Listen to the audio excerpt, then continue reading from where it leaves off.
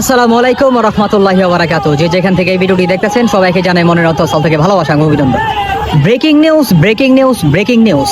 দর্শক বন্ধুরা, 2 কোটি কর্মী ঢাকার উদ্দেশ্যে রওনা করে দিলেন আওয়ামী লীগের।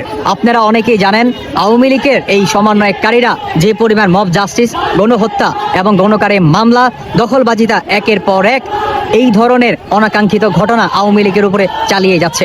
এটা রুখে দেওয়ার জন্যই আওয়ামী লীগের 2 কোটি কর্মী সোহেল তাজ এবং ফারাজ করিমের নির্দেশে 2 কোটি কর্মী ঢাকা দখল করার জন্য রওনা করে দিলেন। ফারাজ করিমের বক্তব্য হচ্ছে, আমাদের আওয়ামী লীগের সাধারণ কর্মীদের উপরে জামায়াত ইসলাম, জামাত শিবির এবং বিএনপি সহ অন্যান্য দল আওয়ামী লীগের সাধারণ কর্মীদের উপরে যে পরিমাণ গণহত্যা, মব জাস্টিস এবং পুলিশদেরকে যে পরিমাণ গণহত্যা করছে, এটাকে রুখে দেওয়ার জন্যই আমরা ঢাকার উদ্দেশ্যে রওনা করে দিছি। আমরা সাবেক প্রধানমন্ত্রী নয়, আমরা শেখ হাসিনাকে বাংলাদেশের প্রধানমন্ত্রী করেই ফিরিয়ে আনবো। এই